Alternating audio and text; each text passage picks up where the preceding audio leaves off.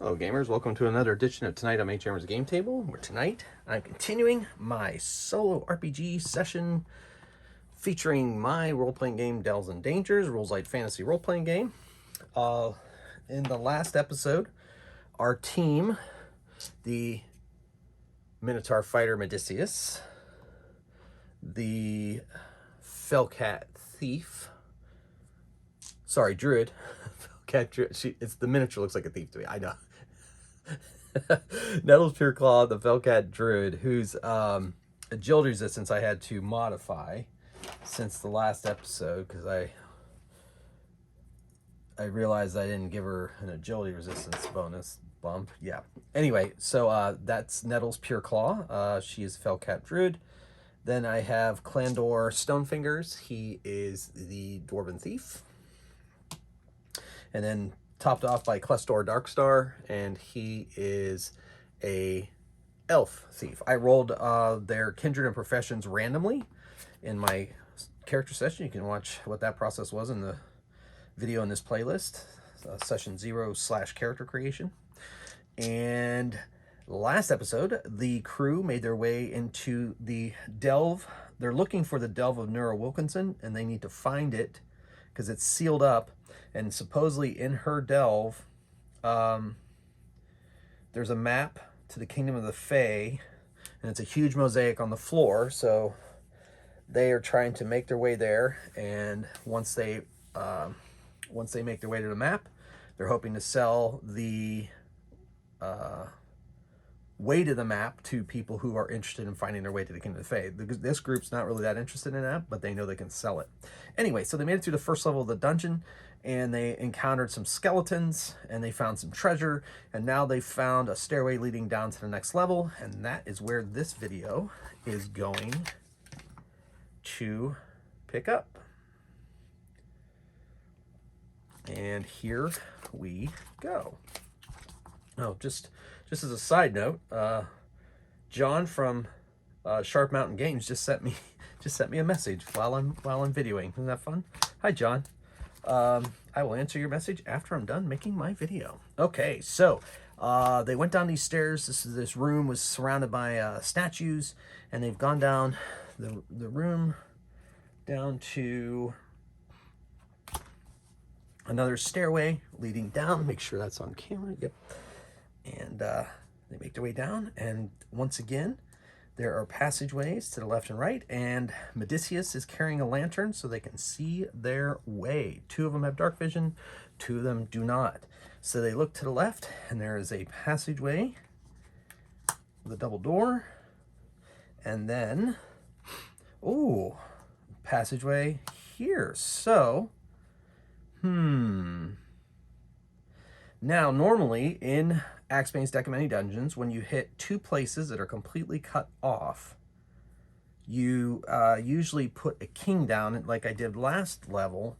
But because they have made their way to a dungeon that is sealed off, this is just the entrance to another dungeon, I think this will work out. I'm going to see one, in fact, normally I would just randomize this, but that magic pool just popped up. It's like speaking to me. So I think what we're going to do is this magic pool is going to be the entrance to Nura Wilkinson's actual delve. Yes, they're going to have to do some underwater stuff. They don't know that yet, but that's just the idea that popped into my head, inspired by Axbane's Deck of Many Dungeons. So that's what we're going to do. So they're going to go down to look left and right, and this is what they see. Door and a passage, double door here. Now, Clestor's like, well, I say we just roll one of my special dice, and 1, 2, 3 we go left, 4, 5, 6 we go right. And so they all agree to that, and they're gonna go left. So they go to that door, and he listens at that door. Now he has 2 mind, proficiency bonus because he's a thief. I put that under the realm of thievery, so that's 2 more dice, and then he also gets 1 for perception. So he gets 6 dice to see if he can hear anything behind that door. Now, you see in Axbane's Deck of Any Dungeon, when you see the little skull icons, that means there's a monster here. There's no monster there, so I can roll it anyway. And if there was something to hear, he would have heard it, but there is nothing to hear. Maybe the scratching of some rats or something. All right, so they open the door and they don't see anything. They go up here, do the same thing, listen at the door, and he would have, wow, he really would have heard something. That's 6 successes. And they don't hear anything there, so they open the door, some shattered furniture, and there is an armoire with a hard lock on it. So you know what? They're gonna go check that out. And normally I would use my treasure tables on that, but what I'm gonna do is, if they can get that open, inside an armoire, I'll roll, there'll be a magic item, some kind of magic item on a 1 or a 2. No, on a 5 or 6, that's more exciting. On a 5 or 6, but they gotta get that door open. So Clandor's like, let me take a look. I think I could pick it. Yeah, well, you lost a bet the last time, dwarf. I'm gonna get this one. We'll see. So he has agility, and then we're going to add 2 for thievery, 1 for proficiency. And it says hard lock, so I'm gonna say CL4. And he makes it easily. Told ya, pointed ears. Yeah, we'll see. We'll see about the next lock. So he opens it, and inside, if I roll a 5 or a 6, there is a magic item. There is not. Just some moldy old clothes. That's disappointing. Yeah, you open the locks that don't count. Better watch it, pointy ears. We're gonna... Calm down, gentlemen. Keep your eyes on the prize. Fine. They go to the next door. They do the listen, even though there's nothing to listen. They enter in. Odysseus goes first. And they come to the magic pool. Now, they are going to... they don't have anybody who can detect magic, but they're going to assume that it's magic because the water's purple. Or maybe that's just a trick of the light from his lantern. Actually, it's slightly glowing. Now, the magic pool has all these possible random things it could do, but instead I'm just going to make it a portal. If you go into the water, you're portaled to Neuro Wilkinson's delve. So that's the way I'm going to do it. Now, they're going to be hanging out around the water. They're going to be discussing whether they're going to drink it or not, which there usually is not a good idea. So they decide not to, but I am going to make a roll to see if one of them gets the idea to go into the water for some reason. Maybe they see something on the bottom, whatever. But I'm going to roll, and if it's successful, I'll come up with a reason for them to go. All right, so I'll just roll 1 die.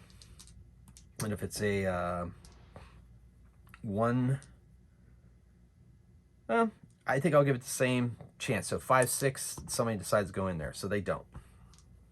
Well, I don't want to risk it. Me either. Let's go check out those double doors. So they go back to the double doors.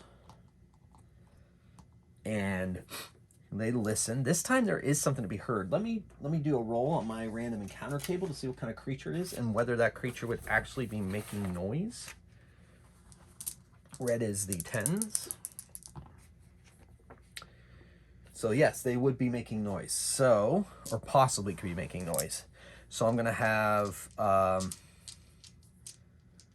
it's going to be Klestor. He rolls 6 dice for his listen at doors rolls, perception rolls. And he rolls 5 successes with 2 exploding dice. So 6 successes total after all the rolls are done. And he hears small little voices on the other side. And he says, he speaks Goblin. So he's like, goblins. Let me at him. Odysseus is not happy. He breaks open the double doors.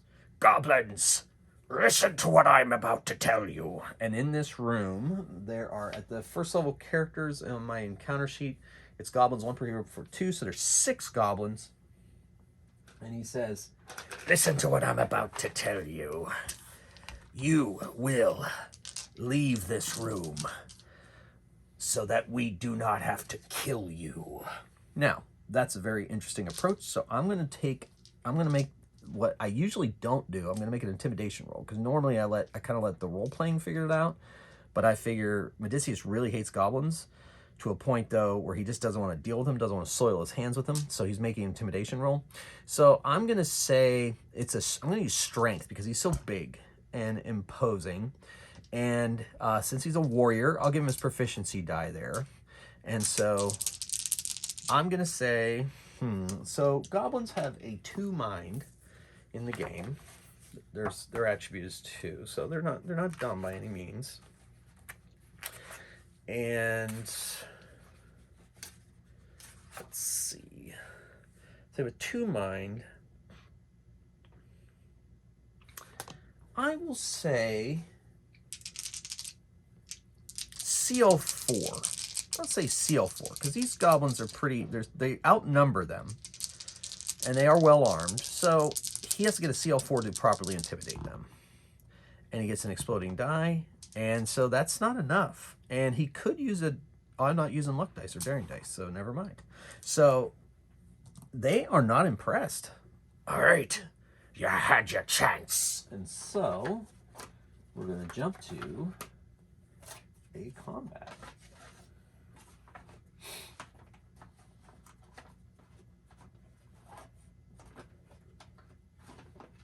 There's one. And we'll just say that this is the room. Move the map down a little bit. Put the room there. I guess I'll just make that the room because I don't necessarily have the space on camera. What I could do is this. This is what I'll do. There we go. Right at the top. Okay, cool. So this is the room. There are double doors here. This is where the party is entering. All right. And there's stairways here. So let's see. I have the stairway tiles. There we go. Just real quick, this is a stairway tile up there. We'll say it's a straight stairway tile instead of a crooked one there, or a spinning one. And then we got some stairs here too. So there's stairs on either side. So we'll say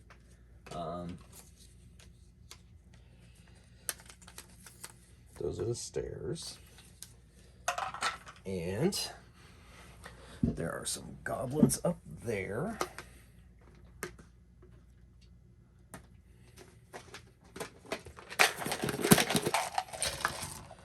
All right, so we're gonna have, there's 6 goblins. We're gonna have a couple goblins with bows because that's always fun.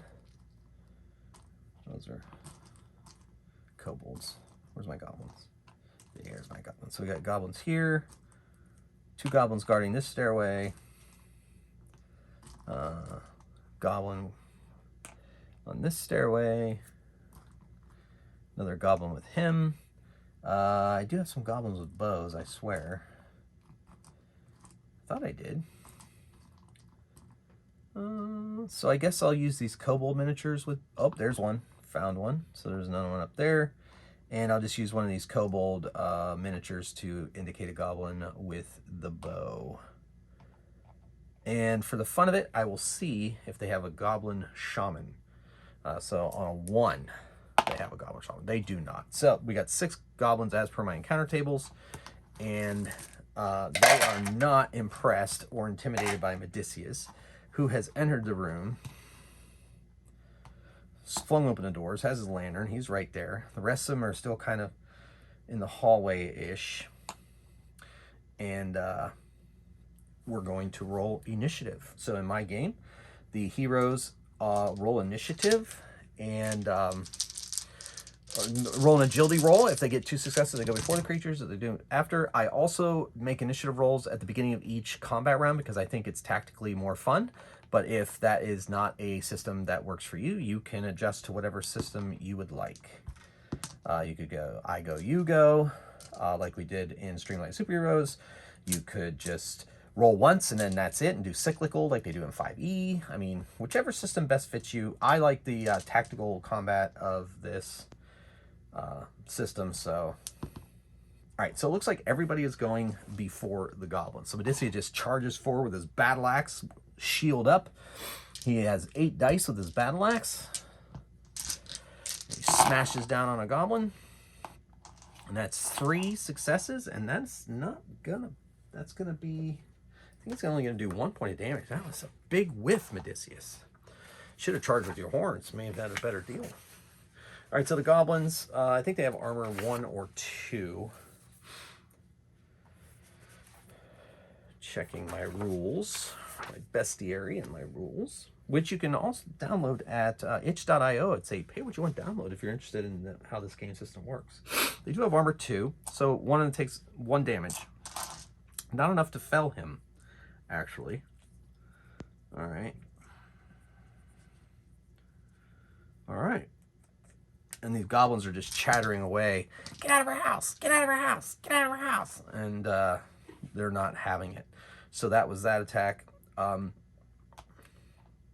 So Klestor and Clandor work well together as thieves because they can use their opportunistic attack bonus. But, so that's 5, 10, 15, 20. So they basically are both going to kind of get there in a double rush on these two, but they can't attack. But they are technically engaging those two there.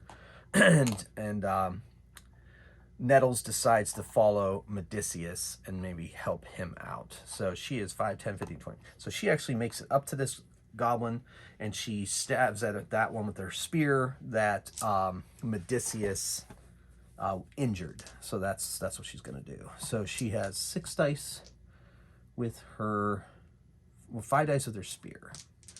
And I have to double check these because I made mistakes in my creation video, but pretty sure. So 2, 3 for the proficiency bonus, 2 for the weapon bonus is 5. So yeah, 5 dice. So she stabs at the injured. Oh, okay. So they have 2 armor. That's 2 more, and that is enough to take that one down that he previously injured. So that goblin is down. And now it is the goblin's attack. So we got attack on Clandor. They attack. So goblins, they have 5 dice with their short swords or hand axes, or whatever they have. So the red one will be on Clandor. The green one will be on Klestor. So Klestor, ooh, so 4. So he has 1 armor, so he takes 3 damage. He was injured earlier, so he's down a bit. And then there's an exploding die against him. That's 2. Clandor also has leather armor 1, so Clandor takes 1 damage. And so he is at that hit point. All right, then the one goblin attacks Medicius because, you know, he's big and scary, but not so scary they wouldn't run away. Ooh. So with an exploding dice, 2, 4, 6. 6 hits. Nice hit, goblin. Medicius has armor 3, chain and shield. So that's 3 damage on Medicius. Ouch. All right. And now the bowmen. So they have 5 dice with their bows as well. They're really afraid of Medicius, so they're just going to target him. Now, they're shooting into a melee. So shooting into a melee, if they roll 3 1s, they hit their friend. However, because he's small, I'm going to say 4 1s. And this one rolls 2 1s. And this one rolls 1 1. So it's not enough. Does have an exploding die. Okay. And this one, so this one misses, but this one strikes for 1 damage. So Medicius takes yet another point of damage. All right. And now it is initiative time.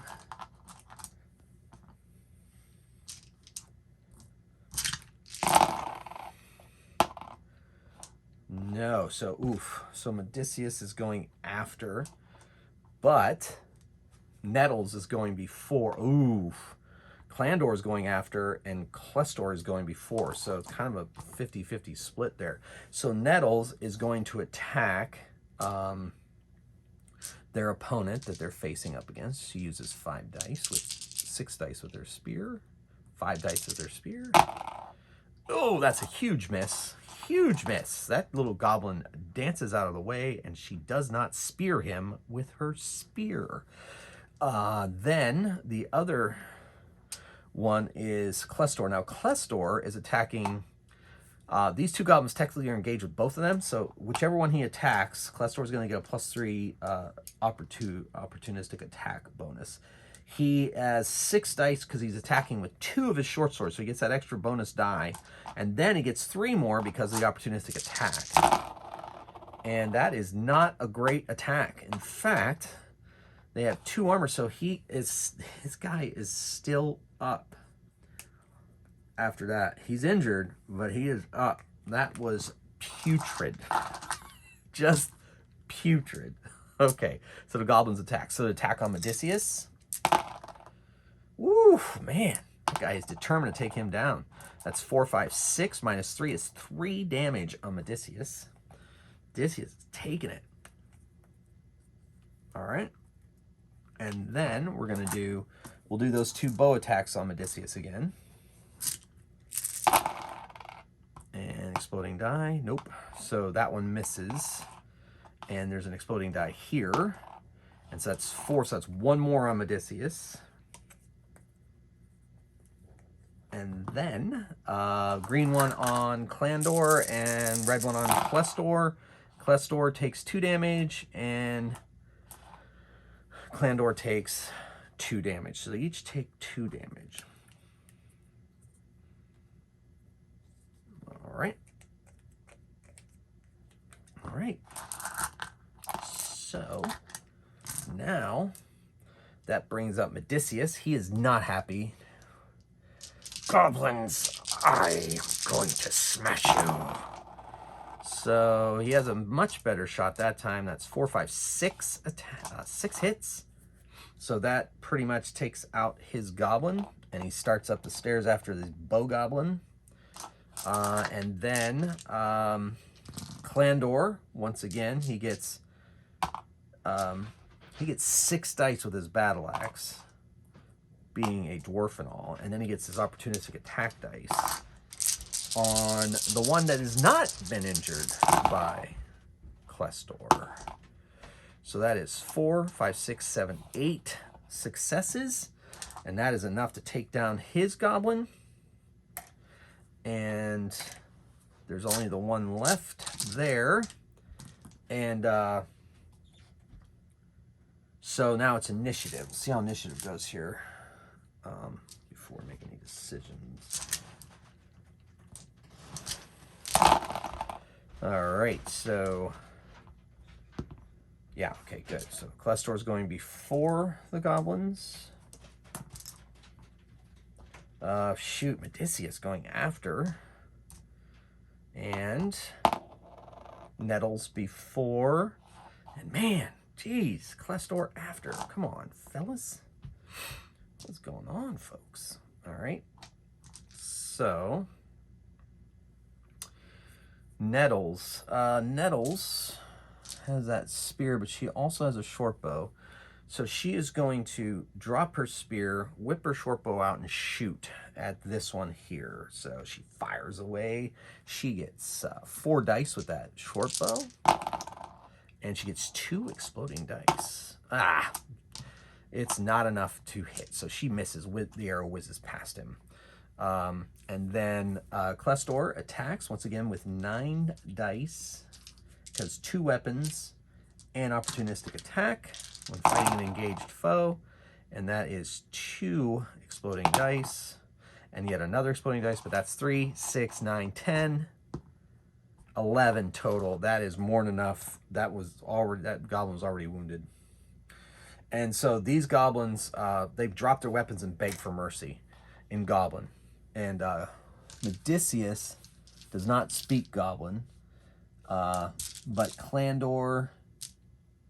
Not Klandor. So Klestor does. Klestor goes, they're asking for mercy. Get out of here. You should have got out of here the first time. So they go and they run away. I hate goblins. All right, so we're going to see if they have any treasure. What's on the goblins that are left. So roll a d6. So rolled a 4, 5. So that's 2d6 times 2d6 gold total on these goblins that are left. So 5 times 3 is 15 gold. No possible magic item on that roll. So they take that 15 gold, add it to their coffers, and they have a look. They have a look around. There's an altar. There's some. There's an altar right here, and there's some pots in the corner. You know what? Let's just. Oh, in the one pot, there's 3d6 gold pieces, so they find that. So let's see what we got here. Another 3d6 to add. Ooh, so another 13 gold pieces to go along with the 15 that were on the goblins. So they find that in one of those pots over there, and they look at that altar. I'm going to see if there's anything special about that altar. So if I roll a 1, there's something special. Ooh, something special about the altar. 1, 2, 3, something good. 4, 5, 6, something bad. So something good about the altar, and it's kind of radiating. It's radiating a sense of, you know, sense of goodwill or so. And so Clestor, a little sensitive to that kind of stuff, walks up, puts his hands on it, and it heals him for 3 hit points. Stamina. Sorry, I use stamina in my game, not hit points.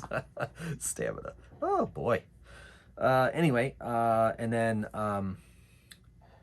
so Clandor's like, oh, well, that your wounds appeared to heal a bit. Yeah, felt good. Let me try.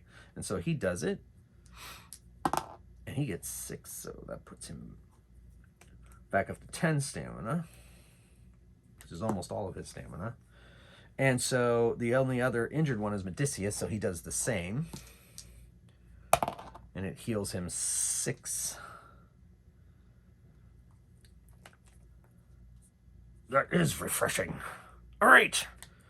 What else? So they search around this room for a little bit, and they don't find anything else of interest. And so they're like, well, now what do we do? And Nettle's like, well... And she's like grooming herself a little bit, licking the back of her hand. She's like, well, there's got to be a way into her. We know our information is good. The lore is good. That the entrance to her delve is in this delve. So we look on this level, we look thoroughly. If we don't find it, then we will go back up to the first level and look there. That's as good a plan as any. So they're going to search this room thoroughly. I'm not going to play through that because, as we already know, the portal has been determined to be the pool. They don't find anything here. They search all the way as walls here. Now this is taking a long time. They search wherever they can, look for clues, break open crates, and finally they're gathered around the pool in this other room. Comes down to this pool. This purplish pool. This purplish glowing pool. And let's see. Clestor. Let's do Clestor. I'm going to give him a mind check. And because he's an elf, I'm going to have his proficiency die. And I'm going to make it a DL3. And he gets an exploding die. And that's not enough. So he does not remember anything. So now we're going to do the same for Clandor. I'm not going to give him proficiency die, but he still needs a DL3. He only gets a DL2. I guess I'll do the same for the Felcat. So she's got 3. She's a druid, so you know what? Actually, druids have an idea. You know what? Maybe about portals. So I'll give her a proficiency die. And she gets an exploding die, and that is enough. And she's like, gentlemen, I have read of such pools. I think this one is a portal. I bet this is the way that leads us to Nura's delve. All right, who wants to go first? Cats don't like waters, particularly. Fine, I'll do it. He jumps in the pool and he disappears. Where'd he go?